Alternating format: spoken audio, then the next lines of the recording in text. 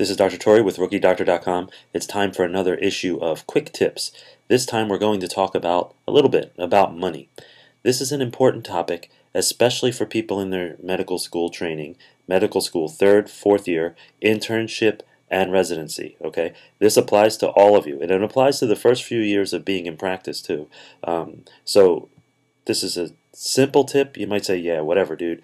Like, watch your spending. Okay. Yeah, thanks for the tip.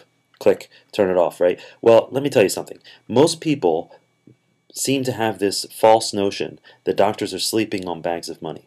And that notion or idea is, it infects people in their training too, such that I've seen people start to buy ultra expensive luxury cars before their medical school is even done, okay, on loans.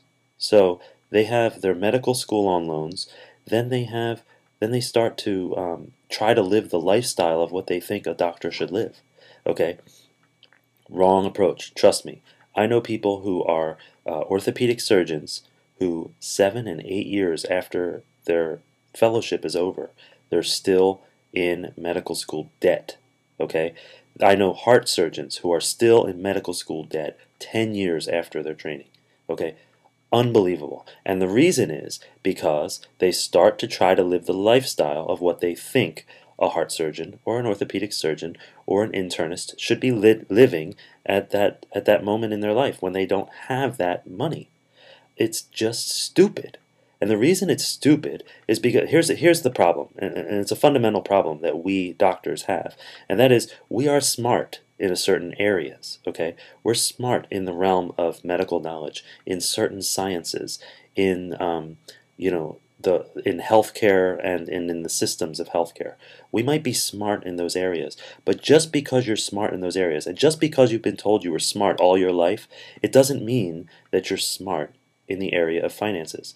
And what happens is scam artists, opportunists, salespeople, entire industries target physicians because physicians are in general stupid with their money, financially inept. Just because you're a high income earner and just because you're smart in the area of medical sciences, it doesn't mean that you are smart with money. So watch your spending. If you are about to buy a soda from a vending machine, stop. A, it's bad for you. B, it's expensive. Okay, it's too expensive. It doesn't make sense for you to buy it. I'm not saying you should do without, but I am saying that while you're in debt, your efforts should be to get out of it. Okay, there are times where debt is good when it's an investment, like your education, or an investment in, say, real estate or a business or something like that. But there are times where it's just dumb. Okay, buying a luxury car before you have the money is dumb. Okay, same thing goes for eating out every night you're in medical school or in your internship or things like that. Everyone's ordering out, so you order out with them. No, watch your spending. Be very careful. Don't be these people that are looking back and regretting it. I've seen people actually have to stop working because of either a medical condition or a family condition, and all of a sudden their income stream can't support their lifestyle. So be very careful with your spending. I'm not kidding about this. So you need to start now and develop good habits now. I have some things like that on the RookieDoctor.net blog. You should check those out. Things called fiscal therapy rounds. Fiscal meaning money. You should check some of those things out now. And also, as far as tips for your training, go to internship-tips.com. I'll give you my #1 tip, like I mentioned before in the other tips. The #1 tip that turned my career completely around. So go check that out. Internship-tips.com.